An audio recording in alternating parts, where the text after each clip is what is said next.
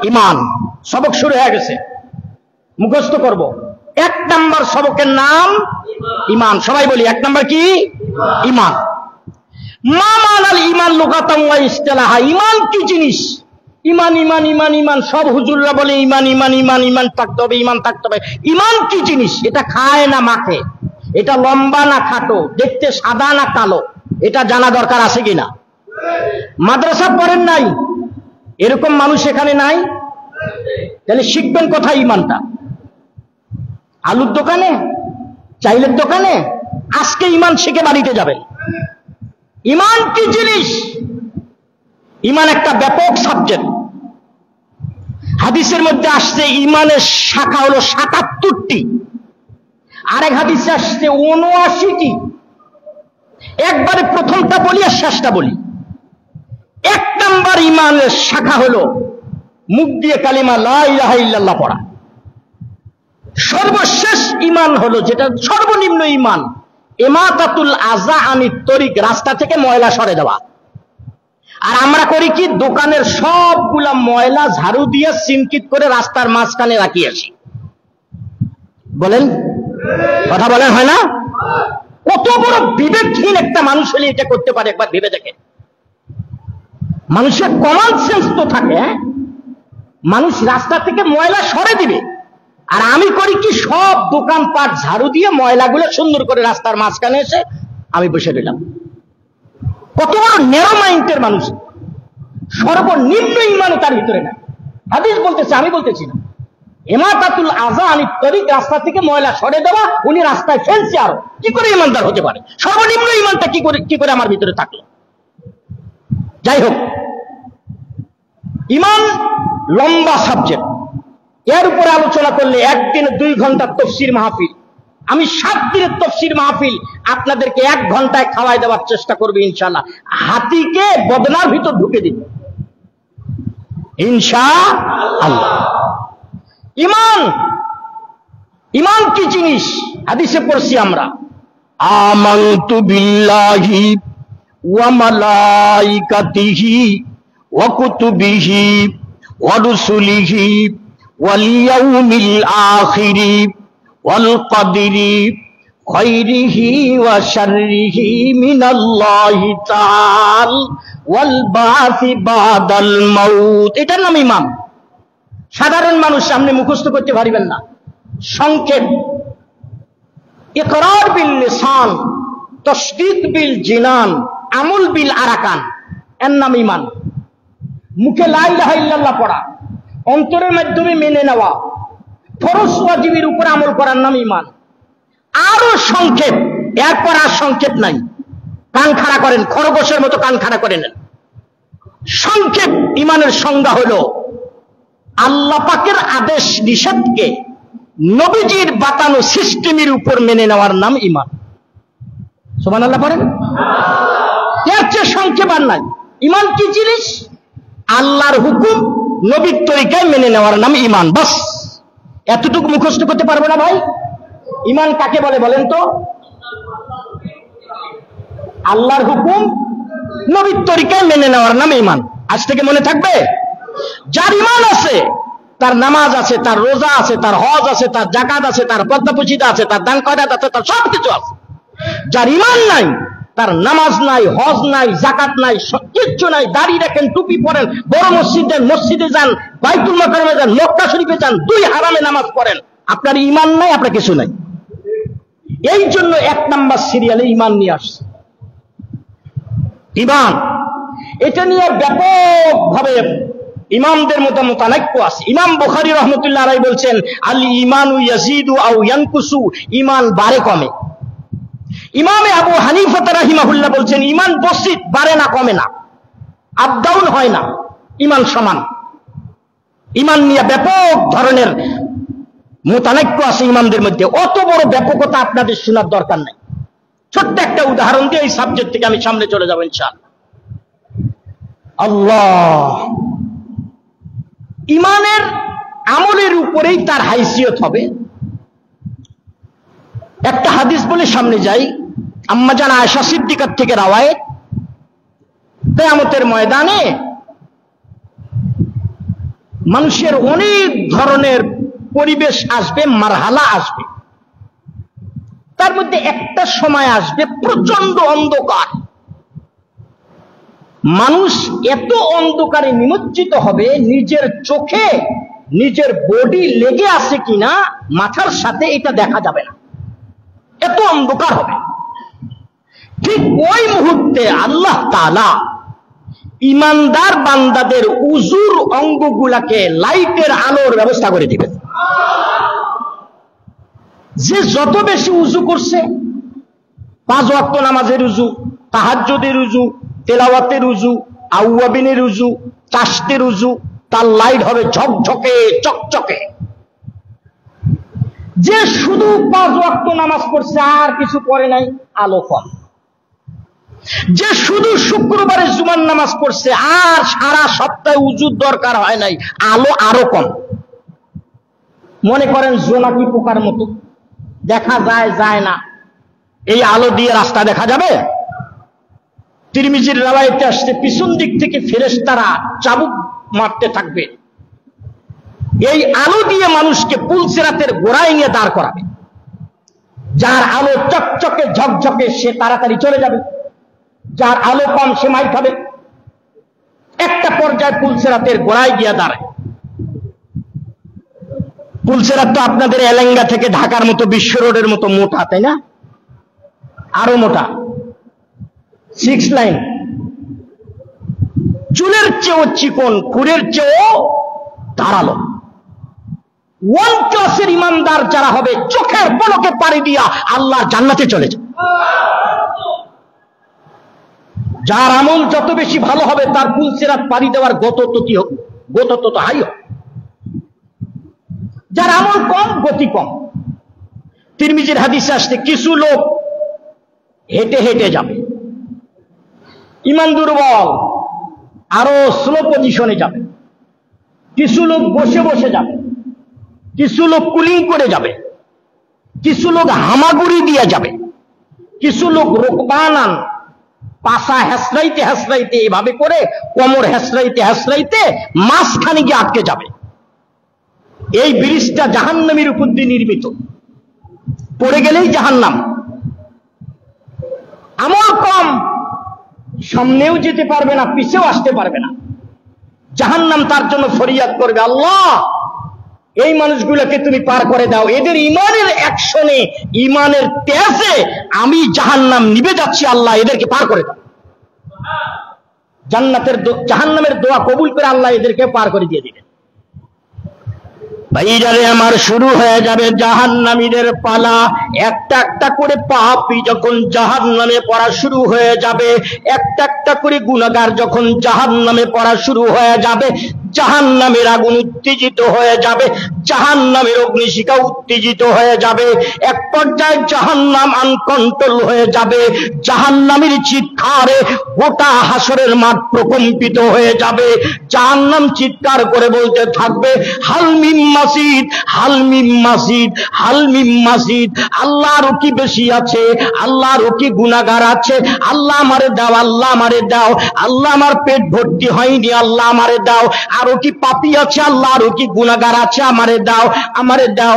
জাহান্নামের চিৎকারে হাসরের মাঠের মানুষগুলো থরথর করে কাঁপতে থাকবে। ভয়ের চোটে মানুষের জিহ্বা নাভি পর্যন্ত ঝরে যাবে।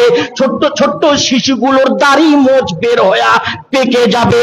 স্বয়ং জিবরিল ফেরেশতা পর্যন্ত ভীত সন্ত্রস্ত হয়ে যাবে। আল্লাহর কুদরতে আরশের পায়া ধরে আল্লাহর কাছে ফরিয়াদ করতে থাকবে, রব্বি সাল্লিম, রব্বি সাল্লিম, রব্বি সাল্লিম। আল্লাহ আমার নিরাপত্তা দাও, আল্লাহ আমার নিরাপত্তা দাও, আল্লাহ আমার নিরাপত্তা দাও। নবীরা পর্যন্ত ঘাবড়ে যাবে, ওলিরা পর্যন্ত ঘাবড়ে যাবে, সব ইমানদাররা পর্যন্ত ঘাবড়ে যাবে। জাহান্নাম কোন রকম কন্ট্রোল হবে না। আল্লাহ ডাক দিয়ে বলবেন মালিকে জাহান্নাম, তুমি তোমার জাহান্নামকে কন্ট্রোল করো, তোমার জাহান্নামকে কন্ট্রোল করো। মালিকে জাহান্নাম পুকুরের পানি নিয়ে জাহান্নামে দেবে, নদীর পানি নিয়ে জাহান্নামে দেবে, কোন রকম জাহান্নামকে কন্ট্রোল করতে পারবে না। আত্মসমর্পণ করে বলবেন, আল্লাহ তোমার জাহান্নামকে তুমি কন্ট্রোল করো গো, আমি মালিকে জাহান্নামের দ্বারাই সম্ভব না। আল্লাহ ডাক দিয়ে বলবেন, মালিকে জাহান্নাম যা রে যা, আমার আর সাজিমের খুঁটির কেনারে ছোট্ট একটা পেয়ালার মধ্যে যত কিঞ্চিত পানি আছে রে, ওই পানির থেকে একটা ফোঁটা পানি জাহান্নামে ঢেলে দে। সঙ্গে সঙ্গে মালিকে জাহান্নাম সংরক্ষিত পানির থেকে একটা ফোঁটা পানি যখন জাহান্নামে ঢেলে দিবে, মুহূর্তের ভিতরে আল্লাহর জাহান্নাম নিস্তব্ধ হয়ে যাবে। মাবুদ, এতগুলো পানি দিয়ে জাহান্নামকে কন্ট্রোল করতে পারি নাই গো আল্লাহ, এটা কোন পাওয়ারফুল পানি গো, এই পানির পরিচয়টুকু একটুখানি দিবানি গো আল্লাহ। আল্লাহ ডাক দিয়ে বলবেন, মালিকে জাহান্নাম রে, দুনিয়ার জমিনে যেই ইমানদার বান্দা যায় নামাজটা বিছায়া আমার কাছে দোয়া করেছিল, রব্বানা শরীফ আন্না আযাব জাহান্নাম ইন্না আযাবাহা কানা গারামা। আল্লাহ তোমার জাহান্নামকে ভয় পাই, তোমার জাহান্নামকে ভয় পাই। এ মালিকে জাহান্নাম শোন, আমার গোলামের চোখের পানি আমি রোদকে শুকাবার পারমিশন দেইনি, জমিনকে চুষবার পারমিশন দেইনি, আমি আমার গোলামের চোখের পানি সংরক্ষণ করে রেখেছি। তামাম পৃথিবীর পানি জ্বালিয়ে দেওয়ার ক্ষমতা আমার জাহান্নামের আছে, কিন্তু আমার ছোট্ট একটা ইমানদার বান্দার চোখের পানি জ্বালানোর ক্ষমতা আমার জাহান্নামের নাই। এই জন্য বলতে চাচ্ছিলাম, এক নাম্বার হলো ঈমান। এক নাম্বার সবকের নাম কি বাপ? সবাই বলেন। আল্লাহ আমাদেরকে ঈমান নিয়ে কবরে যাওয়ার তৌফিক দান করুক। ভাই ঈমান চাই, ঈমান চাই ভাই। আর আজকে এই ঈমান হরণ করার জন্য এনজিওর 5,000 টাকা দিয়ে আপনার ঈমানটাকে নিয়ে যাচ্ছে, একটা টিউবওয়েল আপনার বাড়িতে দিয়ে ঈমান নিয়ে চলে যাচ্ছে, আপনার বাসায় কিছু টিন দিয়ে আপনার ঈমান নিয়ে চলে যাচ্ছে। প্রতিজ্ঞা করতে হবে, জান দেব, মাল দেব, বাড়ি দেব, সবকিছু হারিয়ে ফেলবো, সবকিছু বিসর্জন দেব, ঈমান কারো কাছে বর্গা দেব না। আল্লাহ আমাদেরকে ঈমান নিয়ে কবরে যাওয়ার তৌফিক দান করুন। হাজারো নজির আছে, আমি আপনাদের কথা দিয়েছি 7টা বিষয় সংক্ষিপ্ত ভাবে হলেও আমি শেষ করে দিয়ে যাব ইনশাআল্লাহ। চলুন 2 নম্বর সবকের নাম। 2 নম্বর সবক বয়ান করতে গিয়ে আমার আল্লাহ বলেন, আল্লাযীনা হুম ফি সালাতিহিম খাশিউন।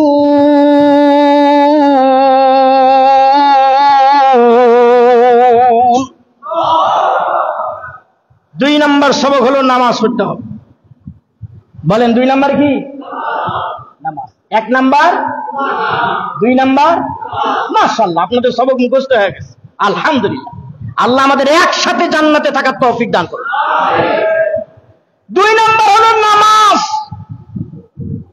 মসজিদে বা আমরা যেখানে ওয়াজ করতে যাই, এখানে প্রায় 80-85% মানুষ নামাজি আসে, বেনামাজি আহে না। বেনামাজিদের জন্য মসজিদ না, ওদের জন্য আলাদা মার্কেট দেওয়া আছে, ওদের জন্য আলাদা পিকনিক স্পট দেওয়া আছে, ওরা ওখানে থাকবে, ওরা আল্লাহর কসম মসজিদে আসবে। আসবে বেনামাজির আপনি 1000 চেষ্টা করেন তো মসজিদে আনতে পারেন নাকি? ও আসবে না তো, ও আসবে না। খাতামাল্লাহু আলা কুলুবিহিম, ওদের কলবে মোহর মেরে দিয়েছে। আপনি 4000 গম্বুজের মসজিদ বানান, বেনামাজি মসজিদে আসবে না। আসবে নামাজিরা, আসবে নামাজিরা, বেনামাজি আসবে না। বেনামাজি সবখানে, ওয়াজ মাহফিলে বলেন, মসজিদে বলেন, যেখানে বলেন, হজে বলেন, বেনামাজি মসজিদে আসবে। ওরা মসজিদে আসলে তো বেনামাজি থাকবে না, নামাজি হয়ে যাবে। কথাটা বোঝেন? রাগ করে বললাম, দরদ নিয়ে বললাম কথাটা। আল্লাহর কসম, নামাজের বিকল্প নাই, আল্লাহর কসম নাই। আমি শত শত আয়াত দিয়ে দলিল দিতে পারবো।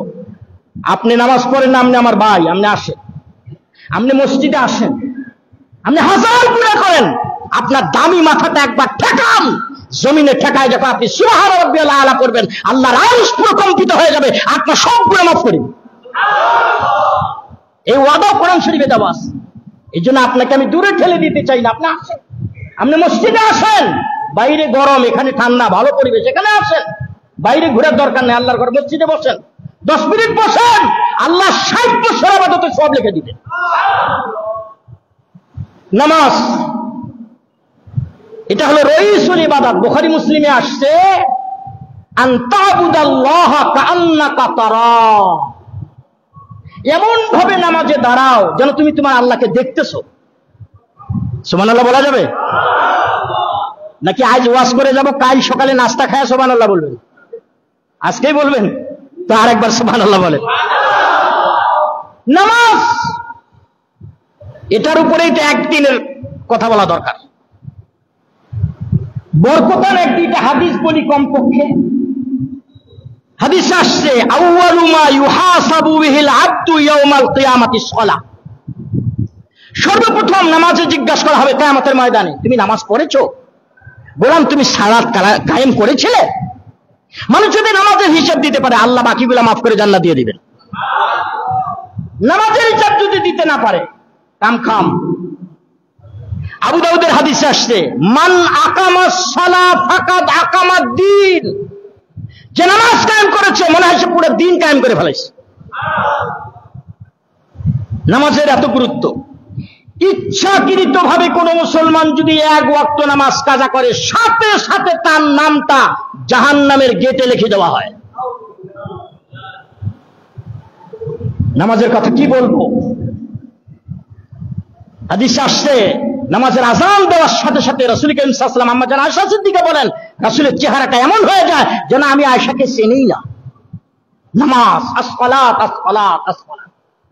যারা নামাজ পড়ি, যারা আসছেন আলহামদুলিল্লাহ, যারা আসছেন তাদের উদ্দেশ্যে বলবো ভাই একটু স্লো, একটু আস্তে, ভাই রুকুটা একটু আস্তে, একটু আস্তে, সিজদাটা একটু আস্তে।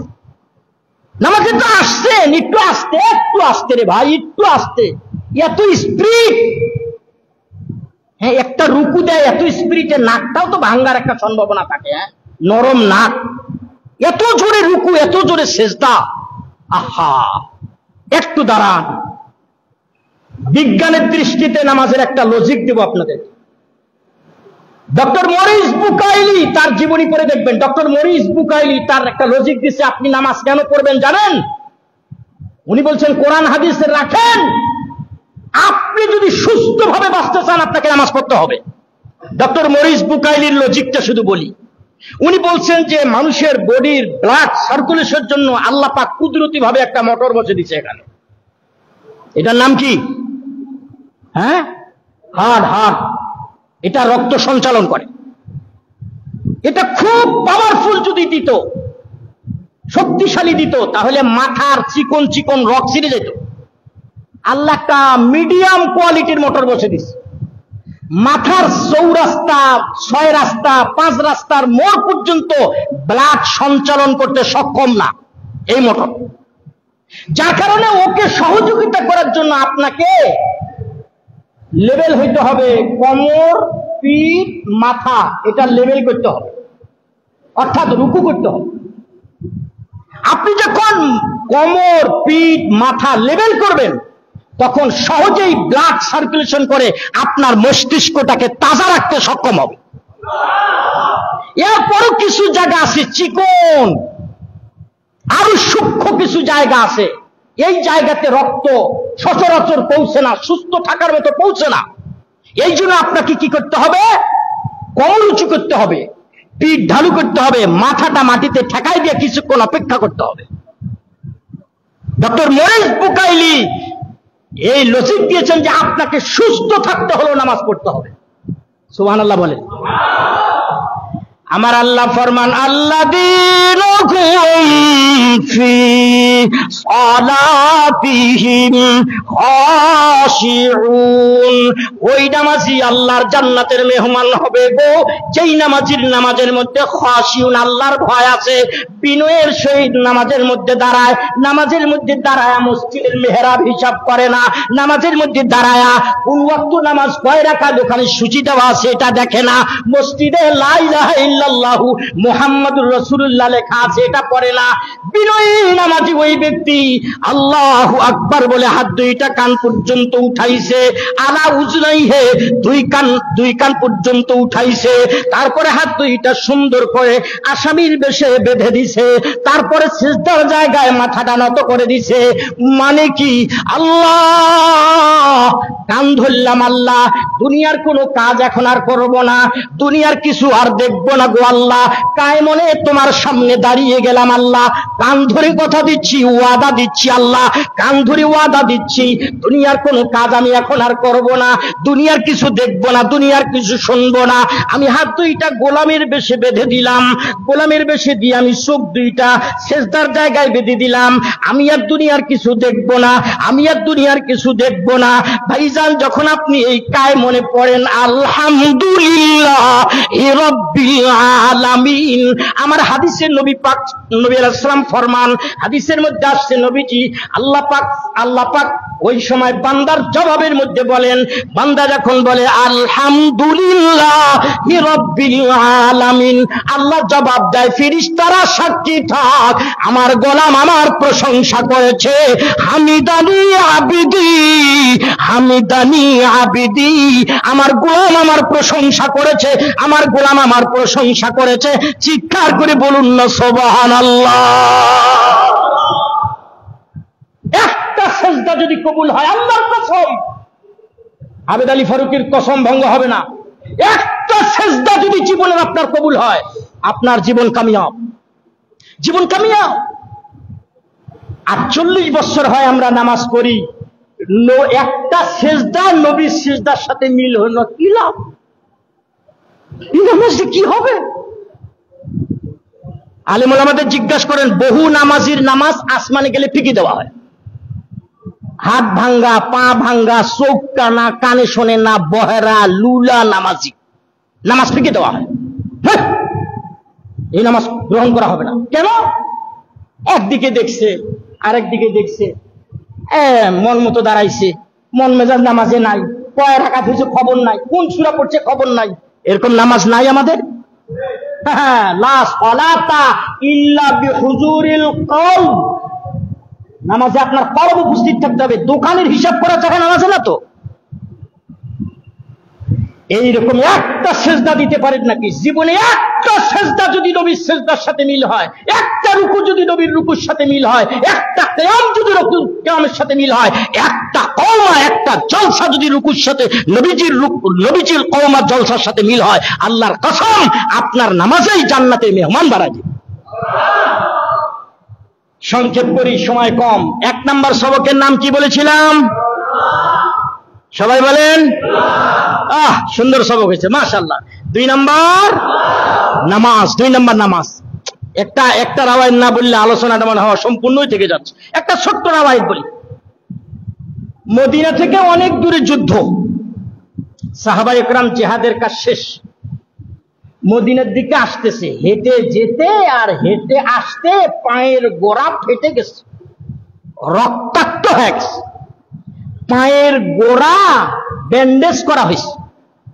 এই জন্য এই জিহাদের নাম হাদিসের ভাষায় আসছে গজওয়ায়ে জাতুর রেকা। এশার নামাজ শেষ, রাস্তার মধ্যে রাত্রি যাপন। নবী বললেন সাহাবায়ে কেরাম, জি হুজুর, 2 জন দাঁড়াও, সারা রাত পাহারা দিবে, নৈশ প্রহরীর দায়িত্ব পালন করবে, দাঁড়াও। একজন দাঁড়াইছে আব্বাদ ইবনে বশির, আরেকজন দাঁড়াইছে আম্মার ইবনে ইয়াসার। বলল তোমরা 2 জন রাত পাহারা দিবা, বাকি সব সাহাবায়ে কেরাম ঘুমে গেছে। আম্মার ইবনে ইয়াসার, আব্বাদ ইবনে বশির 2 জনে পরামর্শ করলো, ভাই হাফ নাইট আপনি, 50 নাইট আমি, 50 নাইট, অর্ধেক রাত আপনি অর্ধেক রাত আমি। আম্মার ইবনে ইয়াসার রাজি। ঘুমিয়ে গেলেন। আব্বাদ ইবনে বশিরের ভাগে রাতের প্রথম অংশ। যুদ্ধের পোশাকাদি পরিধান করলেন, তীর ধনু নিয়ে মুসলমানদের তাঁবুর চতুর্দিক দিয়ে টহল দিচ্ছেন আল্লাহর গোলাম আব্বাদ ইবনে বশির। কোন দিকে কোন শত্রু সারি শবদ পাওয়া যাচ্ছে না। আল্লাহর গোলাম আব্বাদ ইবনে বশির রাদিয়াল্লাহু তাআলা আনহু চিন্তা করলেন, এই চান্সে একটু আমি আমার আল্লাহর সঙ্গে প্রেমালাপ করে নিতে পারি। জায়নামাজটা বিছায়া 2 রাকাত নফল নামাজের নিয়তে দাঁড়ায় গেলেন। আল্লাহর গোলাম আব্বাদ ইবনে বশির রাদিয়াল্লাহু তাআলা আনহু যখন তেলাওয়াত শুরু করে দিলেন, ভাইজান আমার আল্লাহ এই কিতাবের মধ্যে কতগুলা সূরা দিয়েছে, এত মজা এত মজা এত মজা, এটা আমি আপনাকে ভাষায় বুঝাইতে পারবো না। আপনি যদি সহিভাবে তেলাওয়াত করতে পারেন, আর আপনি যদি শেষ রাতে জায়নামাজে তেলাওয়াত করতে পারবেন, তাহলেই বুঝতে পারবেন এই সূরার কত মজা। আমার আল্লাহ কিছু সূরা বানাইছেন এত সুন্দর করে, যেমন একটা সূরা আছে প্রত্যেকটা আয়াতের শেষে হা ওয়াশ-শামসি ওয়া দুহা ওয়াল কমারি ইযা তালাহা ওয়ান নাহারি ইযা জাল্লাহা ওয়াল লাইলি ইযা ইয়াগশাহা ওয়াস সামাই ওয়া মা বানাহা। পুরা সূরার আয়াত খালি হা আর হা। কিছু আয়াত আল্লাহ নাজিল করে দিয়েছেন, কিছু সূরা শেষে শুধু লাম। ইয়া আইয়ুহাল মুজাম্মিল, শেষে কি কথা বলেন? লাম। ইয়া আইয়ুহাল মুজাম্মিল কুমিল লাইলা ইল্লা কলিলা নিসফাহু আও ইনকুস মিনহু কলিলা আও জিদ আলাইহি ওয়া রাত্তিলিল কুরআনা তারতিলা। পুরা সূরাটা শুধু লা। আল্লাহর গোলাম আল্লাহর প্রেমে বেবুর হয়ে গেছে, মজায় মজায় তেলাওয়াত করতেছে। মহিলার আত্মীয় মুসলমানদের হাতে নিহত, কয়েকজন সৈন্য নিয়ে আসছে মুসলমানদের তাঁবুতে আক্রমণ করার জন্য। অনেক দূরে থেকে তাকায় দেখে তাঁবুর পাশে কি যেন দাঁড়িয়ে আছে, মাংসের মতো বোঝা যায়, খুঁটি না গাছ স্পষ্ট হয় না। মহিলা বলল, একটা তীর নিক্ষেপ করো। প্রথম তীর এসে আল্লাহর গোলাম আব্বাদ ইবনে বশিরের গায়ে বিঁধে গেল, ফিরকির মতো ঝর্ণার মতো রক্ত ঝরতে লাগলো। আল্লাহর বান্দা আব্বাদ ইবনে বশিরের খবর নাই। মহিলা বলি, ব্যাপারটা কি, মানুষ না গাছ না খুঁটি বোঝা যায় না, আর একটা তীর নিক্ষেপ করো। তৃতীয় তীরটা এসে আল্লাহর গোলাম আব্বাদ ইবনে বশিরের গায়ে বিঁধে গেছে, আল্লাহর গোলামের খবর নাই। মহিলা বলি, ব্যাপারটা বুঝলাম না, আর একটা তীর নিক্ষেপ করো। তৃতীয় তীরটা নিক্ষেপ করার পর আব্বাদ ইবনে বশির স্বাভাবিক গতিতেই নিস্তেজ হয়ে গেছেন। ওভার ব্লিডিং হওয়ার কারণে উনি দুর্বল হয়ে গেছেন। নামাজ শেষ করে চতুর্দিকে তাকায় দেখেন অবস্থা খারাপ। তাড়াতাড়ি করে ডাক দিছেন, আম্মার ইবনে ইয়াসার ওঠো, আমার অবস্থা ভালো না। ডাক দিছে, কয় একটা তীর বিঁধে যাইতে কি জন্য তুমি বলো নাই? ডাক দিয়ে বলে, ভাইজান 2 রাকাত নামাজে দাঁড়াইছিলাম, আল্লাহর প্রেমে মশগুল ছিলাম গো, দুনিয়ার কোনো খবর ছিল না। মাই আশিকে মওলা হো মেরা ইশকে নিরালা, मैं आशिक मौला हो मेरा इश्क निराला, जुमला जहां जिनकी तजल्ली से उजाला। अल्लाहू अकबर बोले। আল্লাহর গোলাম আল্লাহর প্রেমে বিভোর হয়ে গেছে, আল্লাহর গোলাম আল্লাহর প্রেমে মবহুদ হয়ে গেছে, দুনিয়ার কোনো খবর নাই। এইটাই ছিল সাহাবায়ে কেরামের নামাজ। এইরকম নামাজের কথাই বুঝাইতে গিয়ে আমার আল্লাহ বলেন, আল্লাযীনা হুম ফি সালাতিহিম খাশিউন। সবকটা আরেকবার শুনবো, মন খারাপ করবেন, রাগ করবেন? বলেন তো 1 নাম্বার কি? সবাই বলেন। 2 নাম্বার, আল্লাহ আমল করার তৌফিক দান করুন।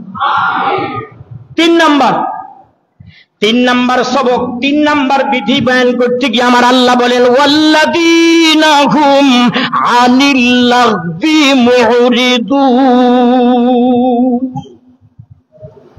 অর্থহীন কাজ থেকে বেঁচে থাকা। বলেন, অর্থহীন কাজ থেকে বেঁচে থাকা। বলেন,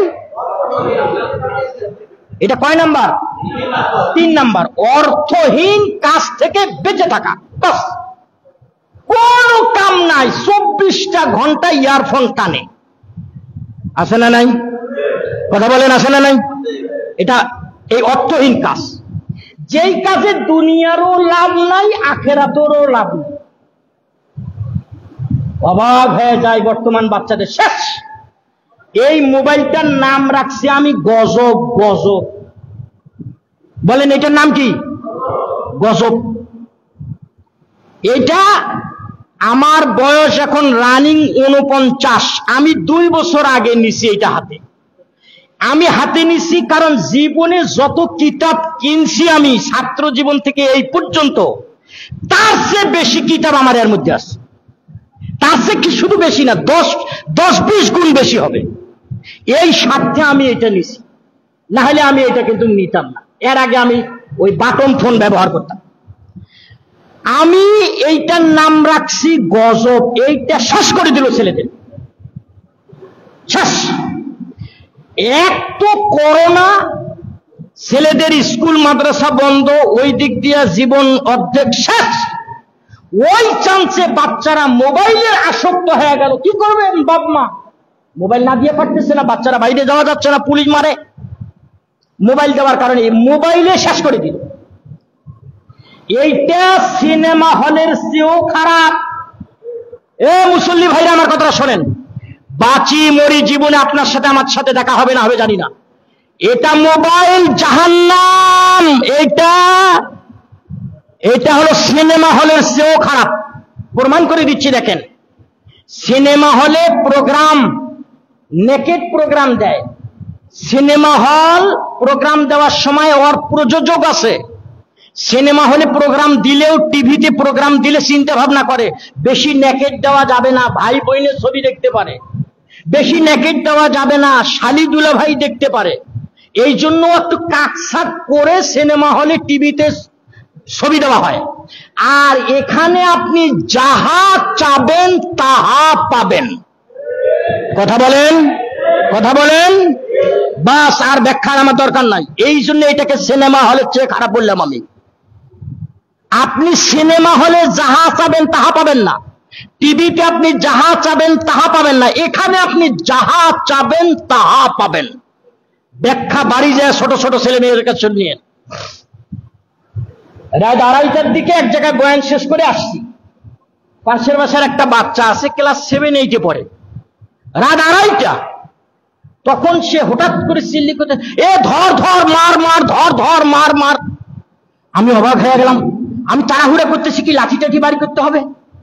তা আমার ওয়াইফ বলতেছে, আপনি শান্ত থাকেন, ও রেগুলার এরকম করে, ও গেম খেলতেছে, ওর পার্টনারকে বলতেছে ধর ধর, মার মার। আর আমি মনে করছি চোর আসছে।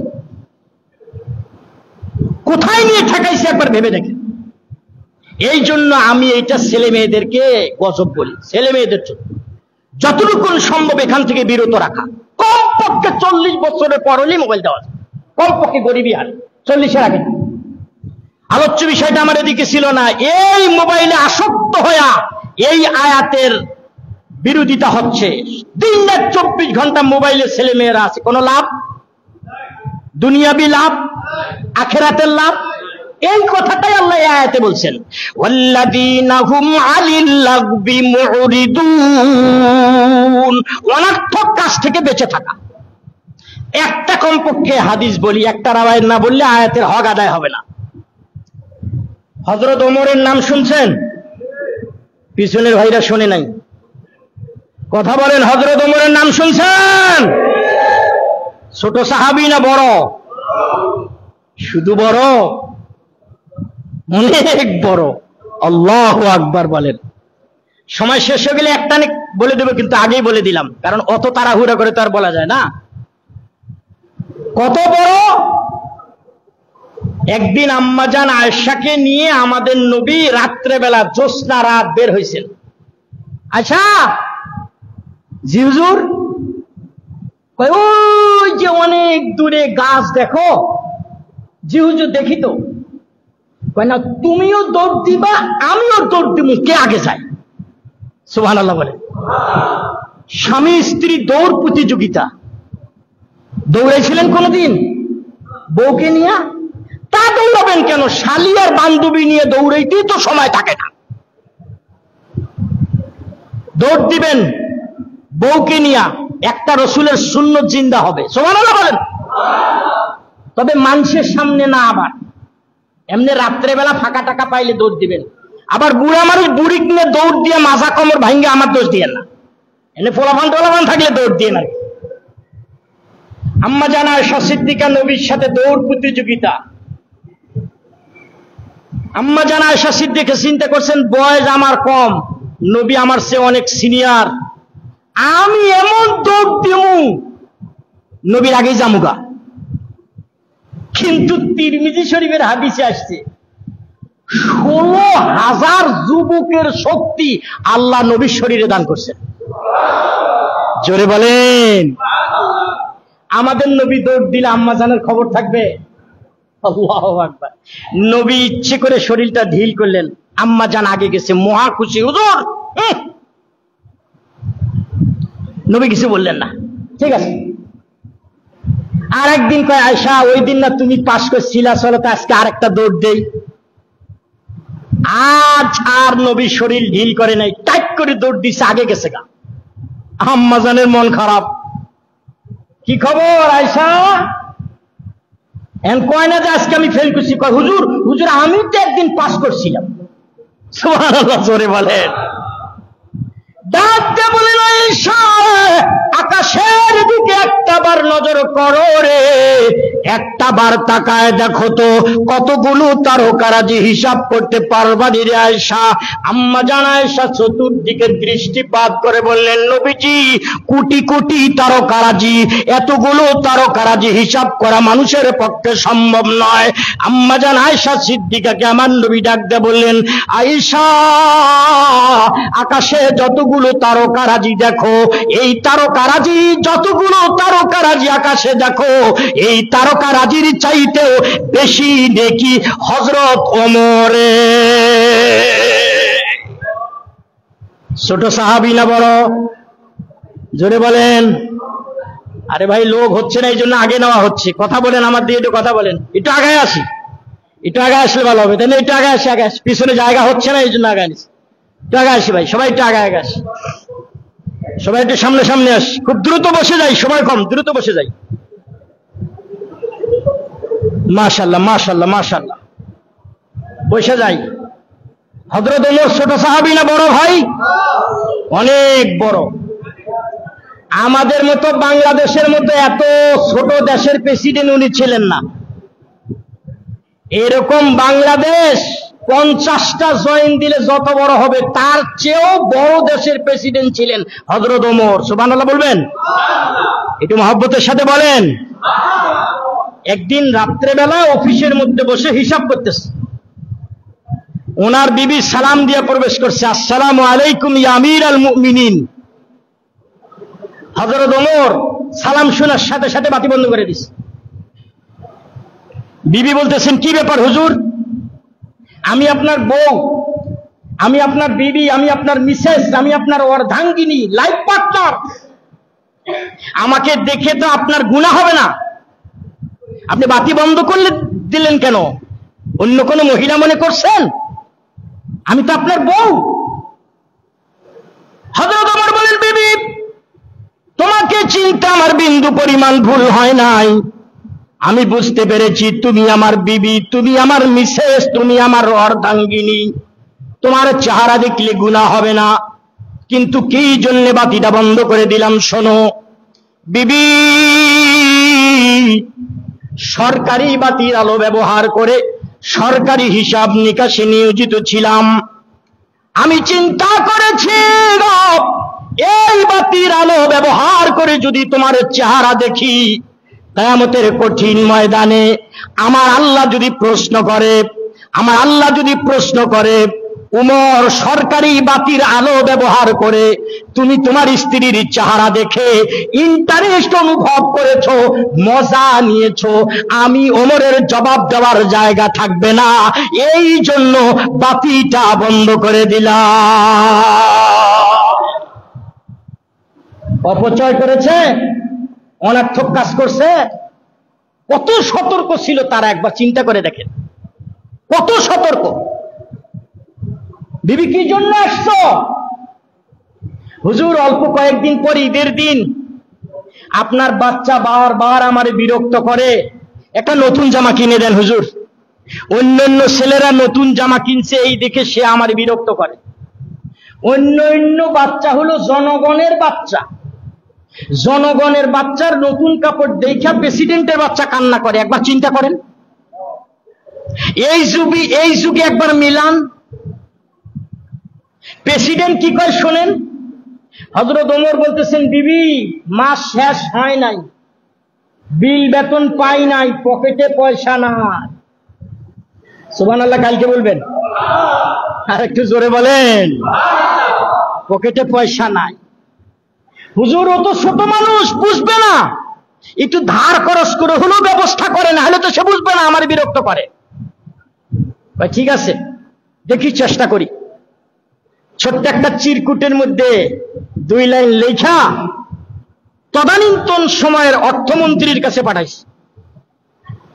মাননীয় অর্থমন্ত্রী, এই মাসের বিল বেতনের টাকাটা যদি আমাকে অগ্রিম কর্য দেওয়া হতো, মাস শেষ হইলে আমি বেতন পাইলে আবার আমনের পরিশোধ করে দিতাম, তাহলে আমার ছেলের জন্য একটু ঈদের মার্কেট করা সুবিধা হইতো। অর্থমন্ত্রী কি লিখছে জানেন? অর্থমন্ত্রী চিরকুটের অপোজিটে লিখতেছে, খলিফাতুল মুসলিমিন ওমর গো, এই মাসটা আপনি পুরা বেঁচে থাকবেন, এই মাসটা আপনি পুরা বেঁচে থাকবেন, এই গ্যারান্টি কি আজরাইল ফেরেশতার কাছে নিছেন? আজরাইল ফেরেশতার কাছে যদি এই গ্যারান্টি নিতেন, নিশ্চয় চিরকুটের সাথে পিন আপ করে দিতেন। যেহেতু আপনি 1 মাসের বেঁচে থাকার গ্যারান্টি দিতে পারলেন না, আমিও সরকারি ফান্ডের টাকা থেকে 1 মাসের বিল বেতনের টাকা আপনাকে অগ্রিম কর্জ দিতে পারলাম না। অনর্থক তো দূরের কথা, অপচয়ের মধ্যেও পড়ে নাই, এমনই তাদের চাল চলন ছিল।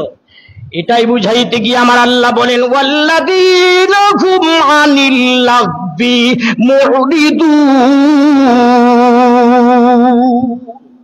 অর্থহীন কাজ থেকে নিজেকে বিরত থাকা।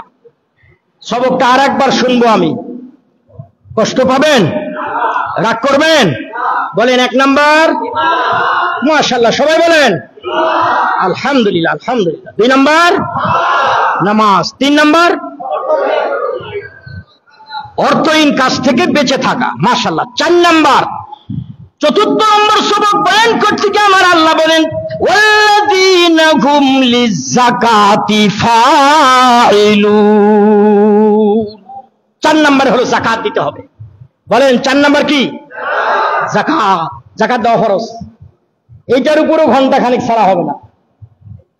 যাকাত ব্যবস্থা যদি থাকে আমার বাংলাদেশের মধ্যে, আমার মনে হয়, আমি নিজে এবার পত্রিকায় দেখছি, গুরুত্বপূর্ণ একটা পত্রিকা, দৈনিক পত্রিকায় লিখছে, এই যে বন্যা গেল কুমিল্লা ফেনীর দিকে, কয়েক ত্রাণ নেওয়ার জন্য নয়, ত্রাণ দেওয়ার জন্য ভিড়। আলহামদুলিল্লাহ বলবেন না? আলহামদুলিল্লাহ বলবেন না? আর একটু জোরে বলবেন না? ত্রাণ নেওয়ার জন্য না, ত্রাণ দেওয়ার জন্য ভিড়। আমার দেশের মানুষ কত ভদ্র দেখছেন।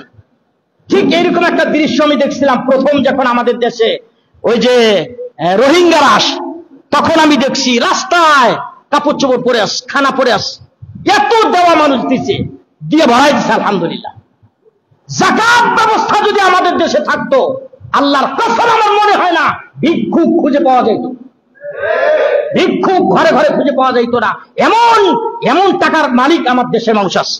এখন তো কোটি কোটি টাকার মানুষ যাবো না, বল আমরা যাকাত দেই না। মনে রাখেন, আপনি 1 কোটি টাকার মালিক, 2 কোটি টাকার মালিক, 5 কোটি টাকার মালিক, আপনার কাছে গরিবের একটা হক আছে, 2.5% হক। উদাহরণত আপনি যদি কোটিপতি হন, তাহলে অবশ্যই লাখ লাখ টাকা আপনার যাকাত। একটা গরিব মানুষ লাখ টাকার যাকাত খায় না, আপনি বড় লোক খান। আপনি বড় লোক হয়ে লাখ টাকার যাকাত খাইছেন, জানেন আপনি যাকাত খোর। আপনি কোটিপতি কিন্তু আপনি একটা যাকাত খোর। একটা ভিক্ষুক 1 লাখ টাকা যাকাত খাইতে পারে না, আপনার উপরে 1 লাখ টাকা ফরজ ছিল যাকাত, 2 লাখ টাকা ফরজ ছিল, 5 লাখ টাকা যাকাত ফরজ ছিল, আপনি ওই যাকাত খায় বসে আছেন, কিয়ামতের দিন আপনি বড় যাকাত খোর নামে উঠবেন। যাকাত আমি হালাল উপার্জন করেছি, গরিবের একটা হকের নাম যাকাত। যাকাত দিয়ে মাল পরিষ্কার করতে হয়। চলেন 4 নাম্বার বলছি না, এটা 4 নাম্বার কি ভাই? যাকাত। আবার শেষবারের মতো আরেকবার শুনবো, 1 নাম্বার কি? সবাই বলেন। 2 নাম্বার? মাশাআল্লাহ মাশাআল্লাহ মাশাআল্লাহ। 3 নাম্বার? অনর্থক কাজ থেকে বেঁচে থাকা। 4 নাম্বার যাকাত। 5ম নম্বর সিরিয়ালের বিধি বয়ান করতে গিয়ে আমার আল্লাহ 3টা নাযিল করছেন। এতক্ষণ এক আয়াতে একটা বিধান, আর 5ম নম্বরে গিয়ে আল্লাহ 3টা আয়াত বলছেন। আমার আল্লাহ বলেন, ওয়াল্লাযীনা হুম লিফুরুজিহিম হাফিজুন ইল্লা আলা আজওয়াজিহিম আও মা মালাকাত আইমানুহুম ফাইন্নাহুম গায়রু মালুমিন ফামানিবতাগা ওয়ারা যালিকা ফাউলাইকা হুমুল আদুন। 3টা আয়াত, বিধান একটা। শুধু তরজমাটা বলবো, এখন আমার হাতে সময় আছে 4 মিনিট।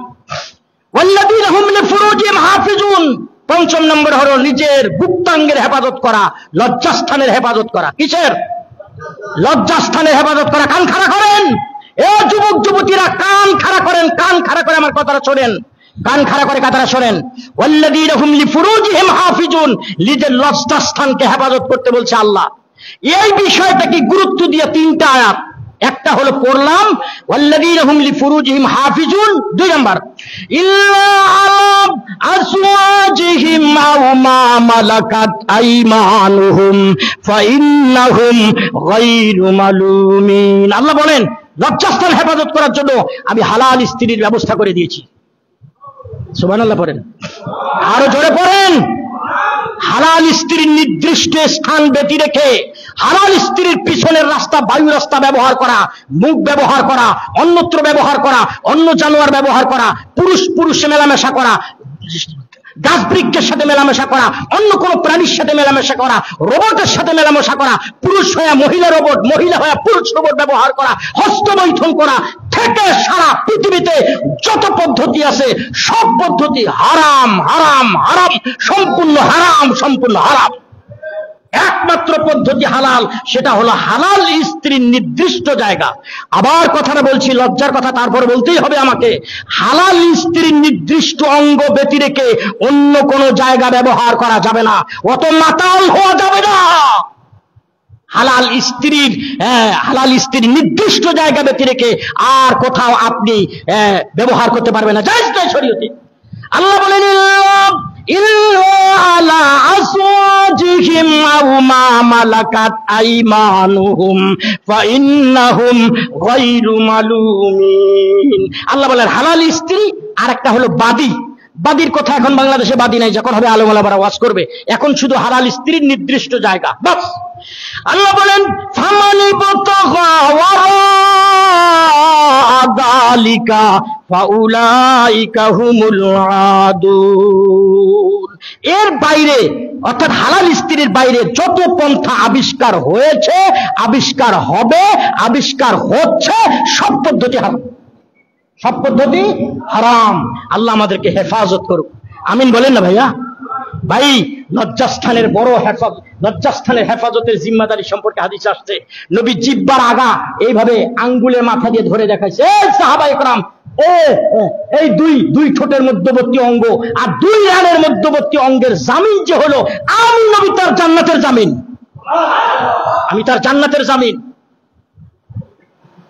মনে রাখেন, যে জেনা করে সে যদি বিবাহিত হয়, শরীয়তের বিধান হলো পাথর মেরে তাকে সঙ্গে সার করে দেওয়া, মেরে ফেলা। আপনি জেনা করেছেন, এ জমিন আপনার জন্য অবৈধ, এ জমিন আপনার জন্য অবৈধ, এই আসমান আপনার জন্য অবৈধ, এই বৃষ্টি আপনার জন্য নয়, আপনাকে জমিন থেকে সরে দিতে বলছে। বিবাহিত পুরুষ, বিবাহিত নারী যদি হয়, যদি জেনা করে, তাহলে তাকে জমিন থেকে খালি করে দাও, এ জমিন তার জন্য হালাল না।